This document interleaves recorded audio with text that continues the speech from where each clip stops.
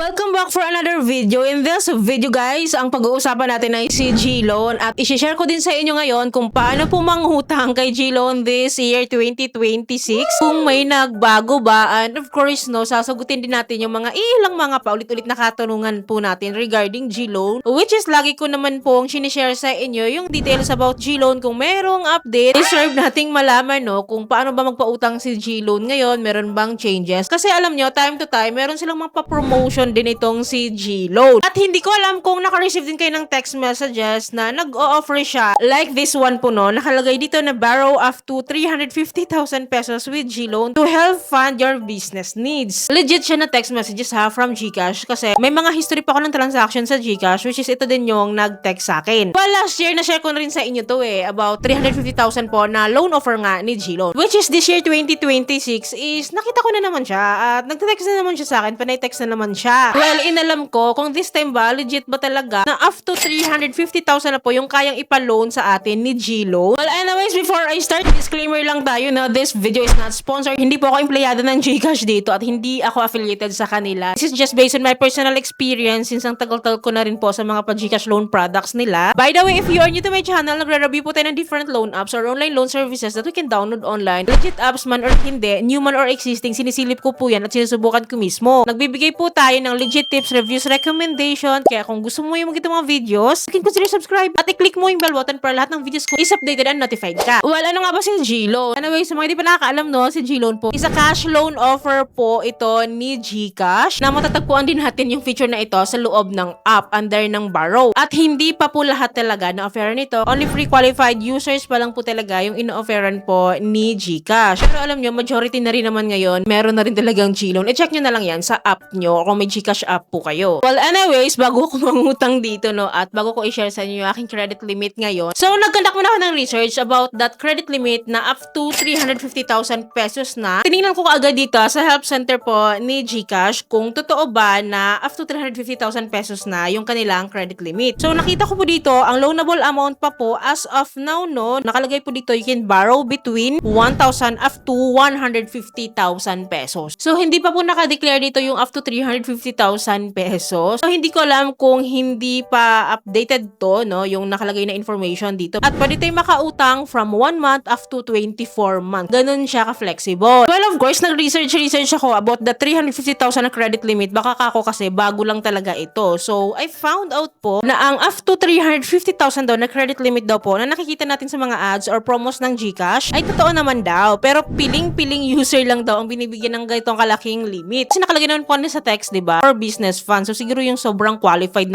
talaga dito. Pero may mahalaga akong paalala sa inyo, no? And based lang din sa nababasa ko din, hindi guaranteed ang 350,000 kahit gaano pa po tayo ka-active or frequent user po ng GCash app. So, mag-ingat tayo sa mga scam ha. Ang dami rin kasing scam ngayon na nag-o-offer via text messages, via messenger, via Facebook. So, tatandaan nyo lang na walang G-Loan na ino-offer via PM. Dapat makikita natin mismo ang offer sa mismong GCash app. Doon lang po lahat ng transaction and please huwag kayong magpapaniwala dyan sa iba na nag-o-offer ng ganito, tutulungan kayo kasi hindi po yun totoo. So, I hope malinaw sa inyo yung portion na yun, ano? So, eto na nga, meron akong dalawang G-Loan na hinahandle nga po, which is yung own G-Loan ko and then yung GCash account po ng husband ko. Well, itong ilo-loan po natin ngayon is G-Loan po ito ng husband ko na ako din nag-handle. Kasi yung isang G-Loan ko, meron ako existing loan doon na matatapos na rin. Well, ito po, as of now po, meron siyang offer ngayon na 50,000 pesos. Withdrawable good as cash po ito ha. Actually guys, mababa na yung G-score na yun ha, pero wala kasi talaga sa G-score yan, I think, no? Pero advantage pa din siya kapag mataas din talaga yung G-score. Well, ito na nga. Ang offer po sa atin is 50,000 pesos. Payable siya from 6 months up to 18 months. So, depende yun, no, kung magkano yung ilo-loan natin. So, anyways, binigyan niya po tayo ng interest rate na nag-a-average daw ng 2.49%. So, depende pa din po yun sa loan amount natin at saka sa installment term po na pipiliin natin. And then, again and again, meron pa din po siyang processing fee na 3%. Ito po ay binabawas po sa ating loan amount kaya hindi po siya buong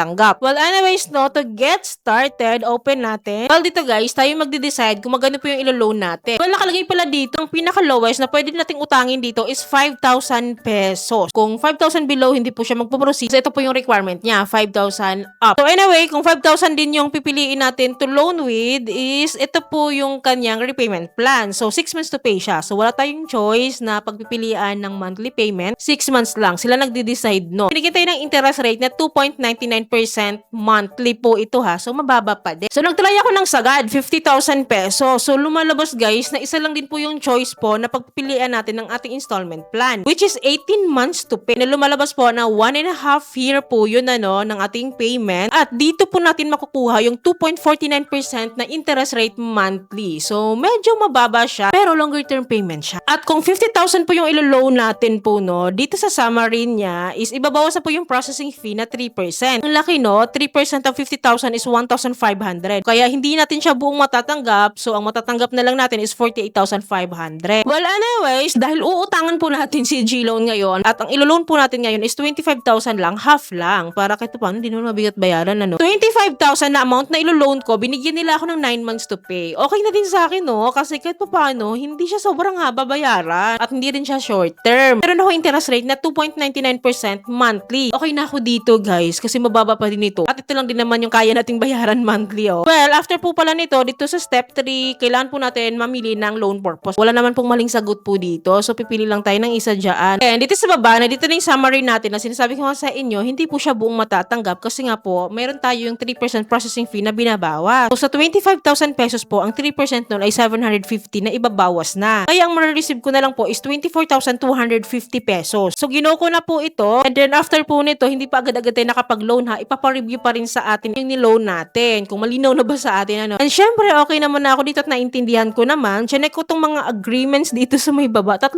box ito na kailangan natin i-check. And kung gusto nyo magbasa, basahin nyo po. So, anyways, after po nito, kung sigurado na talaga tayong mangutang, click lang natin tong confirm. And then, after, hanggat hindi po natin na-enter yung OTP dito, hindi pa rin po tayo nakapangutang, ha. So, kailangan maka-receive po tayo ng OTP sa ating phone number po or sa ating GCash phone number. Then, after po nito na talaga yung final po na congratulations, nakapangutang na naman po tayo. So, kapag ganito po, puntahan agad natin yung ating GCash wallet dahil doon po yun papasok. And agad-agad po, pumasok talaga naman siya. Agad-agad yon. Segundo lang, papasok talaga agad siya sa ating GCash wallet. First, kapag nasa GCash wallet na, anong gagawin? Pwede natin siyang i-withdraw with as cash, pwede natin i-cash transfers, bills payment, QR pay, and many more. So, ganun lang po kadaling mangutang ngayon kay G-Loan. Actually, guys, wala naman din nagbago, no? Kasi last year, twice or thrice talaga ako nangutang last year. Ganun din naman, wala namang nagbago talaga sa proseso niya. Ganun pa din. Well, anyways, magbibigay lang din ako sa inyo ng some tips po, no? Para ma-increasean yung ating G-Loan or para manatili yung ating G-Loan dyan. Kasi ang dami yung reklamo dyan regarding G-Loan. Guys, based lang to sa experience ko, ha? Almost 3 years na po ako dito sa G-Loan na nangungutang. At nakita ko na yung credit limit ko dito, so far, is kung hindi siya maging stable, tumataas siya. To increase your G-Loan or to maintain your G-Loan offer, maging frequent user lang tayo talaga ng GCash app. Magkaroon tayo ng regular transaction, cash in, cash out, buy load, paying bills, G-Save, G-Ensure, G-Funds. Alam nyo, meron akong mga account sa mga yan. So hanggang ngayon, at of course, no, gumagamit ako palagi ng GCash app kasi nga, kailangan na kailangan ko yun. So from that kasi, syempre natitrace po ni GCash yun na frequent user niya ako. And of course, no, ito ha, kahit gano'n tayo ka-frequent user ng GCash app, kung tayo ay nadidelay sa ating mga kautangan dito, mapa G-Gives man yan, G-Credit, lalong-lalo na sa G-Loan, napakahigpit po nila sa ganon, sa payment behavior natin. And of course, no, dapat maganda rin naman yung ating credit records outside GCash app kasi nag-inquire din yan kung okay man yung record nyo sa GCash or sa GCash loan products. Kung hindi naman okay yung records nyo outside GCash products, like may mga kautangan kayo ng mga legit na mga apps or loan services, tapos inabandon nyo and bad payer kayo, kaya huwag na kayo magtaka kung hindi kayo na-offeran ng mataas or wala kayong offer dito or bumababa or bumabagsak yung offer nyo kasi may factor yun. Wala na, hindi ko na papahabain, no, kasi I think naman, na-share ko naman sa inyo yung mga key points na kailangan yung malaman. So, yun lang for today's video, no, and don't worry, mag-a-update naman ako sa inyo time to time. Alam nyo yan, lagi ako nag-a-update sa inyo, kaya dapat, no, nakasubscribe kayo sa mga hindi pa nakasubscribe and click nyo yung bell button para lahat ng videos ko updated na notified po kayo. So, yun lamang po. Thank you for watching this video. See you on my next video. Bye!